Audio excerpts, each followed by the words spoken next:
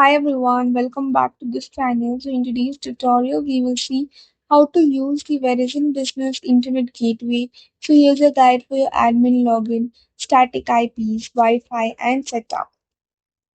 To set up the gateway, place the gateway near a window or open area for the best cellular signal. Connect the power adapter and turn on the gateway. Wait for a few minutes for the status light to show the gateway is connected to the Verizon network. If you are using the gateway for the first time, follow the setup instructions provided with your device or in the My Verizon Business app. Connect with Wi-Fi. Find the Wi-Fi name, SSID, and password on the label attached to the gateway. Open the Wi-Fi settings on your phone, computer, or other device. Select the gateway's Wi-Fi network.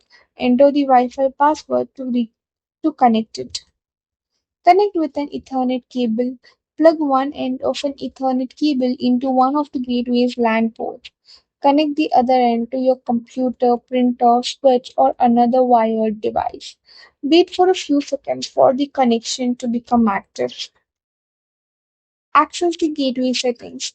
Connect your device to the gateway, open a web browser, enter the gateway's default IP address, commonly 192.168.1.1, or the address printed on the gateway's label. Sign in using the admin username and password found on the gateway label or in the setup guide. That's all for the video. Thank you for watching. Don't forget to like, share, comment, and also do hit the subscribe button.